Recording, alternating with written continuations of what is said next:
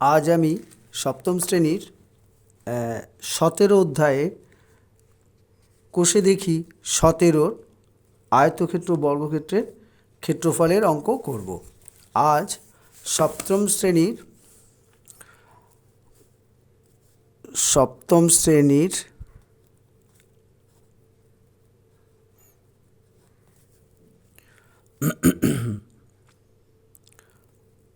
কোষে দেখি 17 কোষে দেখি 17তে আছে আয়তক্ষেত্রের ক্ষেত্রফল, বর্গক্ষেত্রের ক্ষেত্রফল, পরিসীমা ইত্যাদি ইত্যাদি। তো আমি প্রথমে যাব 4 অঙ্ক থেকে। 4 বলছে আমার খাতার একটি পাতায় 15 সেন্টিমিটার, খাতার একটি পাতা 15 সেন্টিমিটার লম্বা ও 12 সেন্টিমিটার চওড়া, চারপাশে 2 সেন্টিমিটার চওড়া মার্জিন দিয়ে বাকি অংশে লিখলাম। যে অংশে লিখলাম তার ক্ষেত্রফল কত, যে অংশে লিখলাম না তার ক্ষেত্রফল। তাহলে আমি একটা খাতার পাতার ছবি আঁকি। আমি ছবিটা হলো এই একটা ছবি।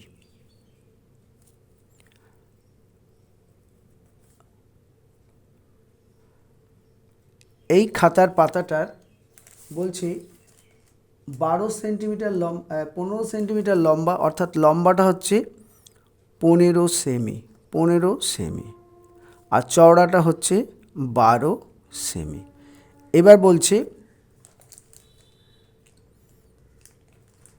চারপাশে চওড়া মার্জিন আছে 2 সেন্টিমিটার করে, 2 সেন্টিমিটার করে ধরো এই একটা মার্জিন আছে, মার্জিন 2 সেন্টিমিটার করে, তাহলে এ পাশেও তাই থাকবে, এ পাশেও মার্জিন, এই মার্জিন, এই মার্জিন,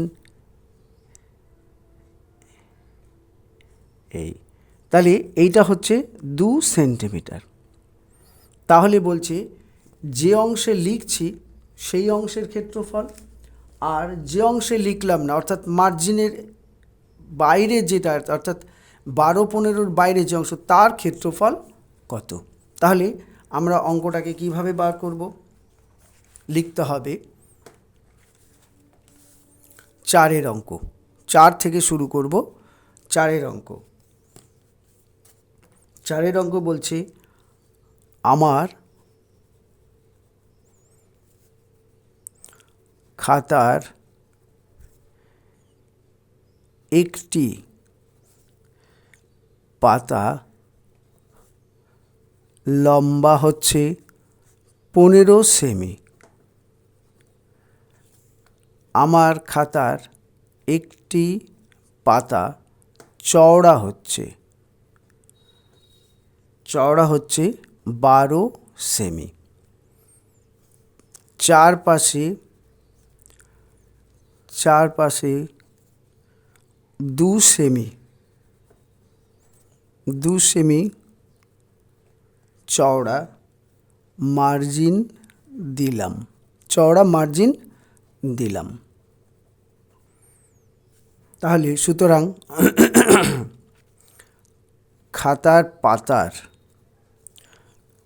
পাতার ক্ষেত্রফল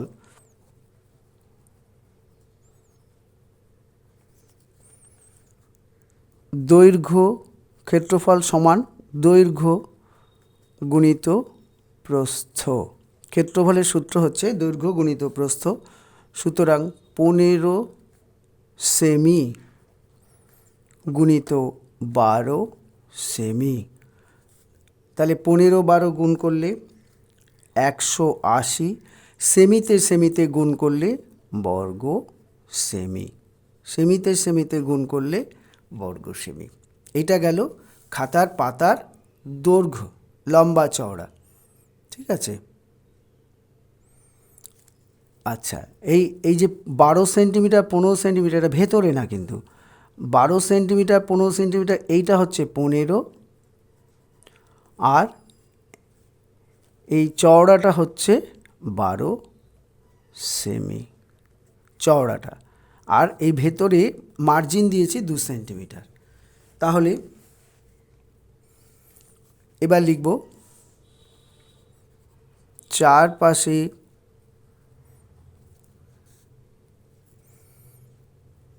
2 সেমি মার্জিন দিয়েছি, 2 সেমি চওড়া মার্জিন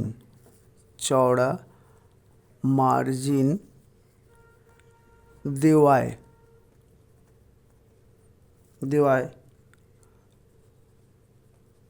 পাতার কিছু অংশ বাদ যাচ্ছে, বাদ গেল, কিছু অংশ বাদ গেল। বাদ দেওয়ার পর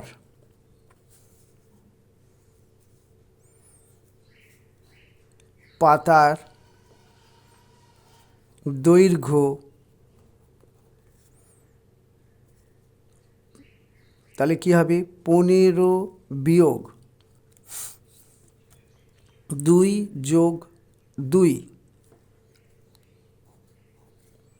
সমান 4 বাদ যাবে, তাহলে 11 সেমি।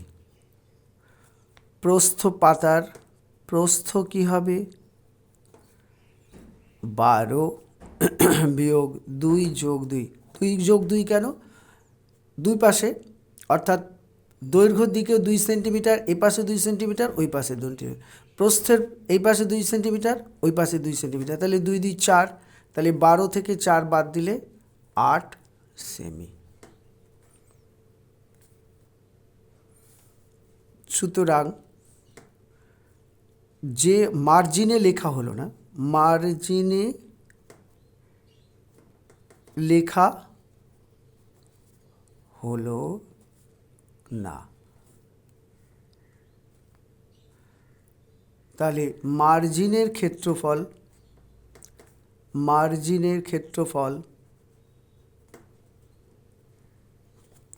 অর্থাৎ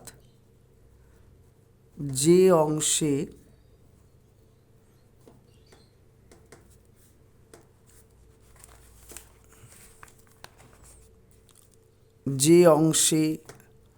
লেখা হলো না, তার ক্ষেত্রফল।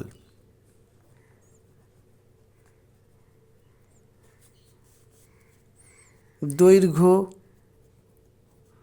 গুণিত প্রস্থ সমান 11 সেমি গুণিত 8 সেমি সমান 88 বর্গ সেমি।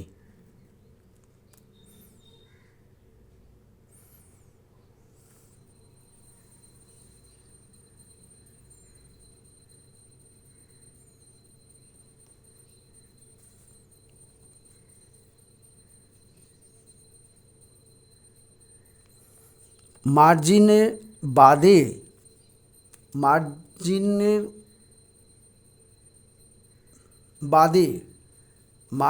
বাদে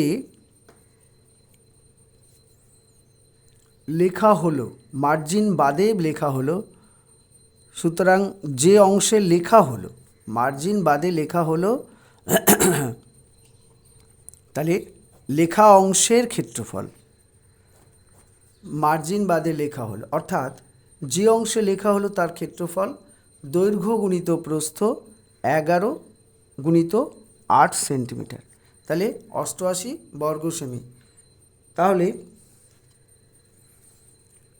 সুতরাং লেখা হলো না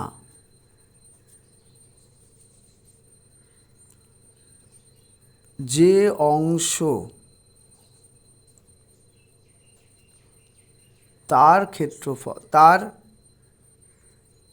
ক্ষেত্রফল তাহলে কি হবে, পুরো খাতার পাতার ক্ষেত্রফল সমান পুরো খাতার ক্ষেত্রফল, পুরো পাতার ক্ষেত্রফল বিয়োগ লেখা অংশের ক্ষেত্রফল, লেখা অংশের ক্ষেত্রফল। তাহলে কি হচ্ছে, লেখা হলো না যে অংশ তার ক্ষেত্রফল সমান পুরো পাতার ক্ষেত্রফল, পুরো পাতার ক্ষেত্রফল বিয়োগ লেখা অংশের ক্ষেত্রফল। পুরো পাতার ক্ষেত্রফল কত হয়েছিল? 180 বর্গ সেমি। 180 বর্গ সেমি বিয়োগ 88 বর্গ সেমি। তাহলে কত হচ্ছে? 2 8 একে 9, 9 92 বর্গ সেমি। তাহলে উত্তর দুটো পেলাম। লেখা অংশের ক্ষেত্রফল 88, লেখা অংশের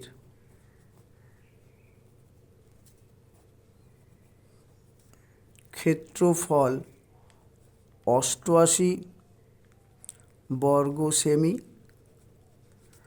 আর লেখা না লেখা অংশের ক্ষেত্রফল হলো 92 বর্গ সেমি। আচ্ছা, এইবারে 5 অঙ্কটা। 5 অঙ্কটা বলছে রাজেশের একটি আয়তক্ষেত্রাকার জমির দৈর্ঘ্য 36 মিটার ও প্রস্থ 24 মিটার। আয়তক্ষেত্রাকার জমির বাইরে চারপাশে 2 মিটার চওড়া রাস্তা আছে। ছোট করে একে হিসেব করব। তাহলে রাজেশের জমির দৈর্ঘ্য, ওই সেম আঁকাটা হবে। রাজেশের জমির দৈর্ঘ্য, জমি আয়তাকার জমি, এই জমি আয়তাকার জমি, জমির দৈর্ঘ্য আছে 36, এটা ভেতর থেকে 36 মিটার, আর প্রস্থ আছে 24 মিটার। এবার বলছে বাইরের চারপাশে 2 মিটার চওড়া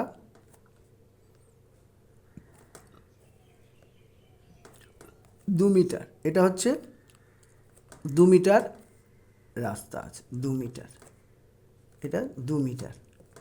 তাহলে রাস্তা সহ আয়তক্ষেত্রাকার জমির দৈর্ঘ্য প্রস্থ আর রাস্তা বাদে আয়তাকার জমির ক্ষেত্রফল কত? 3 নম্বর বলছে রাস্তার ক্ষেত্রফল কত। তাহলে আগে লিখব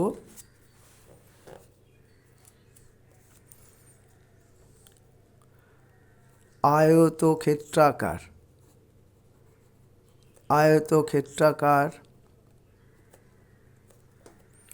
জমির দৈর্ঘ্য, আয়তক্ষেত্রাকার জমির দৈর্ঘ্য 36 মিটার। আয়তক্ষেত্রাকার জমির প্রস্থ কত আছে? 24 মিটার। তাহলে আয়তক্ষেত্রাকার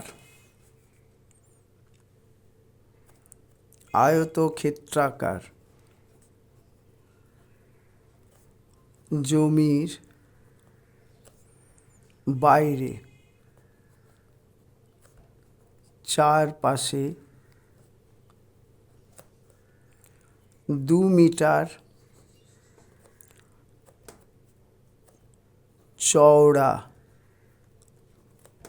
রাস্তা আছে, 2 মিটার চওড়া রাস্তা আছে। সুতরাং রাস্তা সহ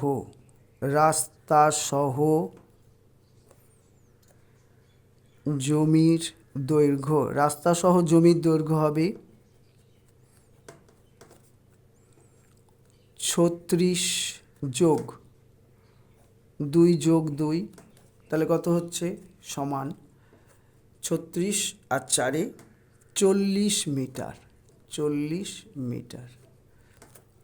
রাস্তা সহ জমির প্রস্থ 24 যোগ 2 যোগ 2, তাহলে কত হচ্ছে? 24 4 28 মিটার। তাহলে সুতরাং রাস্তাসহ জমির ক্ষেত্রফল কত হচ্ছে? দৈর্ঘ্য গুণিত প্রস্থ সমান 40 গুণিত 28। তাহলে কত হচ্ছে? 40 গুণিত 28 1120 বর্গমিটার। 1120 বর্গমিটার। তাহলে এইবার হলো রাস্তা বাদে জমির ক্ষেত্রফল কত হবে? আবার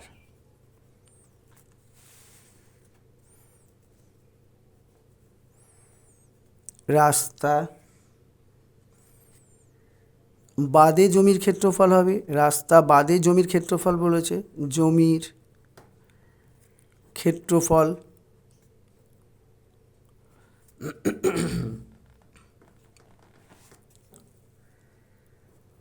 দৈর্ঘ্য গুণিত প্রস্থ। সেখানে রাস্তার দৈর্ঘ্য ছিল কত? আর রাস্তা বাদে জমির দৈর্ঘ্য ছিল 36 সমান 36 মিটার গুণিত 24 মিটার। 36 আর 24 গুণ করলে কত হচ্ছে? 36 আর 24 864 বর্গমিটার। 864 বর্গমিটার। আচ্ছা, তাহলে কি পেলাম? রাস্তা সহ জমির পেলাম, রাস্তা বাদে জমির ক্ষেত্রফল। সুতরাং রাস্তার ক্ষেত্রফল কোনটা হবে? একটা রাস্তা সহ জমি বাদ দিতে হবে, আর একটা রাস্তা বাদে ক্ষেত্রফল বার করতে হবে। রাস্তার ক্ষেত্রফল তাহলে হবে রাস্তা সহ জমির ক্ষেত্রফল বিয়োগ রাস্তা সহ জমির ক্ষেত্রফল বিয়োগ রাস্তা ছাড়া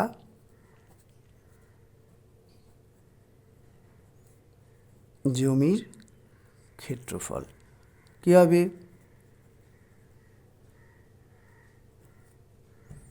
তাহলে সমান রাস্তা সহ জমির ক্ষেত্রফল কত ছিল?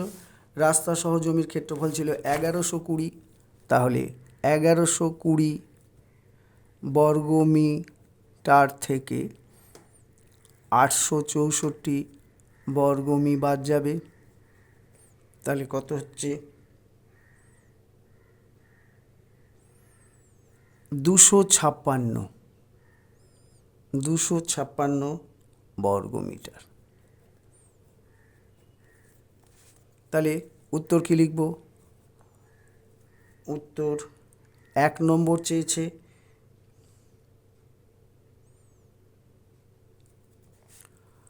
রাস্তা সহ জমির দৈর্ঘ্য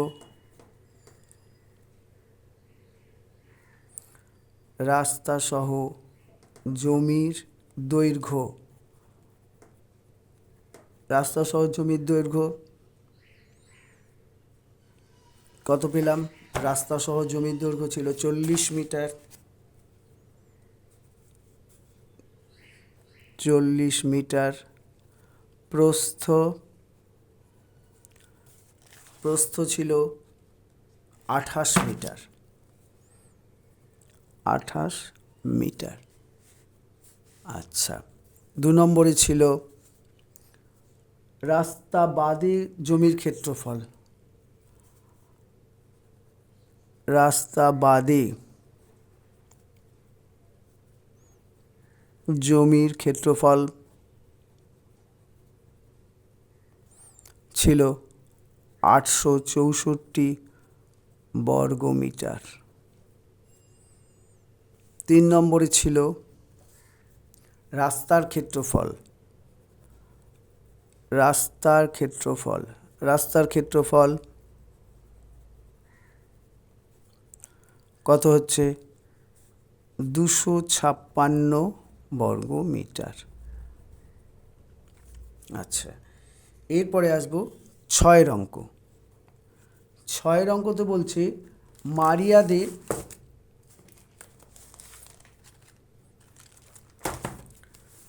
মারিয়াদের 20 মিটার দীর্ঘ বাহু বিশিষ্ট বর্গক্ষেত্রাকার জমির বাইরে চারিদিকে 1 মিটার চওড়া একটা রাস্তা আছে। রাস্তার ক্ষেত্রফল। তাহলে এখানে ছবিটা হবে এই বর্গক্ষেত্রাকার।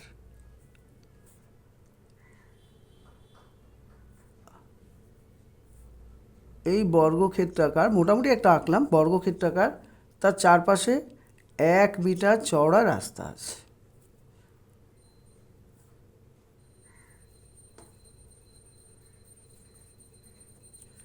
তাহলে বর্গক্ষেত্রাকার জমির দৈর্ঘ্য কত বলেছে? এই জমিটার দৈর্ঘ্য মানে বাহুর দৈর্ঘ্য হচ্ছে 20 মিটার, আর তার চারপাশে 1 মিটার চওড়া রাস্তা আছে। সবই 1 1 1। তাহলে 20 মিটার বাহু বিশিষ্ট। তাহলে লিখতে হবে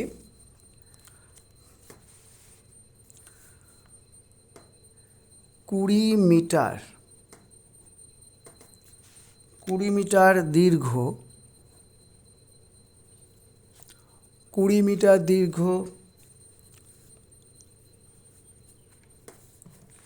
বাহু বিশিষ্ট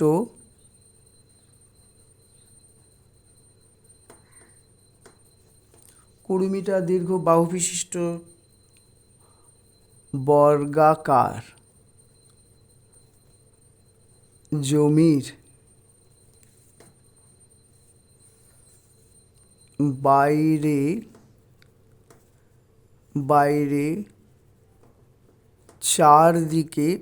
চারদিকে 1 মিটার চওড়া রাস্তা আছে। 1 মিটার চওড়া রাস্তা। তাহলে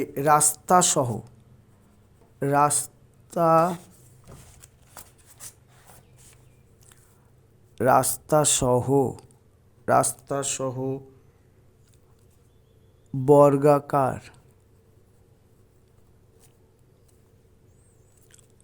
সহ বর্গাকার জমির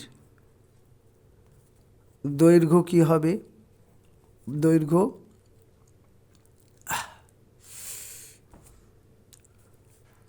20 যোগ 1 1 দুই পাশে হবে সমান 20 যোগ 1 1 মানে হচ্ছে, তাহলে 20 যোগ 2 সমান 22 মিটার। তাহলে রাস্তা সহ বর্গাকার জমির ক্ষেত্রফল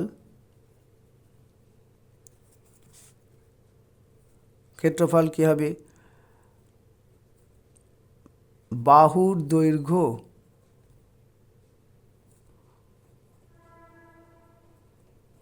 গুণিত বাহুর দৈর্ঘ্য।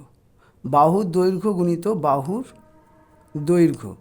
তাহলে বাহুর দৈর্ঘ্য গুণিত দৈর্ঘ্য। তাহলে কি দাঁড়াচ্ছে? 22 মি গুণিত 22 মি। তাহলে কি হচ্ছে? 22 22 গুণ করলে 484 বর্গ মিটার। এটা গেল রাস্তা সহ জমির ক্ষেত্রফল।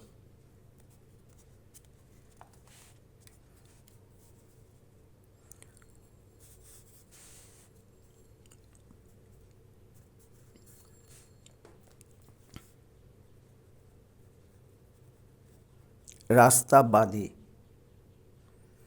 জমির দৈর্ঘ্য কত ছিল? 20 মিটার ছিল। জমির দৈর্ঘ্য 20 মিটার। রাস্তা বাদে জমির দৈর্ঘ্য ছিল 20 মিটার। তাহলে রাস্তা বাদে জমির ক্ষেত্রফল সমান 20 মিটার গুণিত 20 মিটার সমান 400 বর্গমিটার, 400 বর্গমিটার। সুতরাং রাস্তার ক্ষেত্রফল কি হবে? রাস্তার ক্ষেত্রফল, দুটো বিয়োগ হবে, রাস্তার ক্ষেত্রফল সমান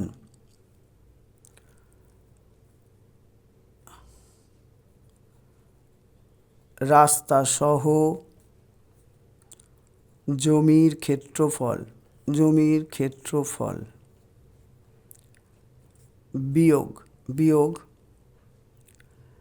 রাস্তা ছাড়া জমির ক্ষেত্রফল। তাহলে কি দাঁড়াচ্ছে? 484 বর্গমি বিয়োগ 400 বর্গমি।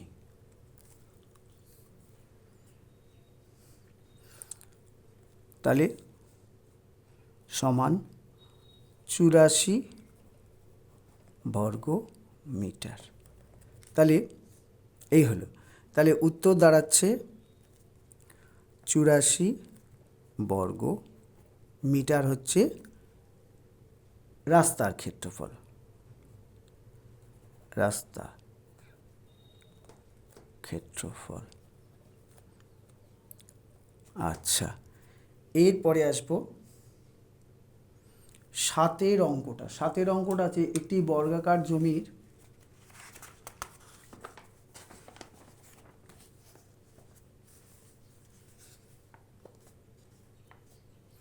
সাতের অঙ্কটা আছে একটি বর্গক্ষেত্রাকার জমির ক্ষেত্রফল বলে দিয়েছে, প্রতি মিটারে এত টাকা করে খরচ করে জমির চারিদিকে।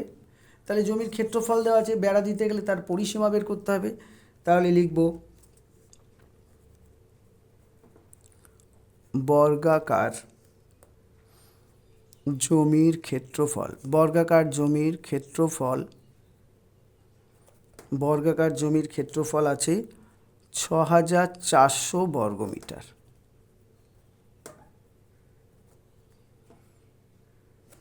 তাহলে বর্গাকার জমির একটি বাহু দৈর্ঘ্য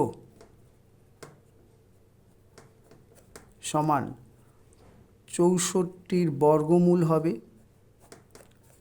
তাহলে কি হচ্ছে? 64 বর্গমূল সমান 80 গুণিত 80, তাহলে সমান 80 মিটার, 80 মিটার। সুতরাং বর্গাকার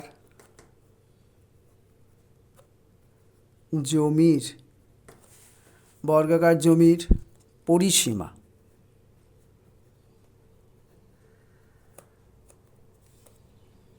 হবে, বর্গাকার জমির পরিসীমা হবে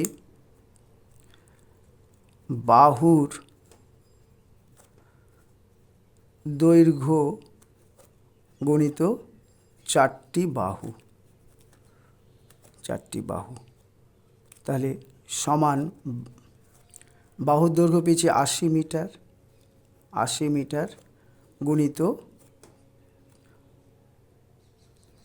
4টি বাহু। তাহলে 4টি বাহু মানে 320 মিটার। এবার বলছে 1 মিটার জমিতে বেড়া দেয়, তাহলে 1 মিটার জমিতে বেড়া দিতে 1 মিটার জমিতে বেড়া দিতে খরচ হয় 3.5 টাকা, 3.5 টাকা। তাহলে 320 মিটার জমিতে বেড়া দিতে খরচ হয় 320 গুণিত 3 টাকা 50 সমান 1120 0.00 টাকা, তার মানে 1120 টাকা। তাহলে উত্তরটা আমার এলো, উত্তর হলো 1120 টাকা খরচ হবে। তাহলে 7 অঙ্ক এখানেই শেষ। তাহলে আজকে এই পর্যন্ত আমি অঙ্ক রাখলাম। তাহলে 4, 5, 6, 7 আজকে করলাম, পরের ভিডিওতে পরের অঙ্কগুলো করব। আজকে এই পর্যন্ত রাখলাম।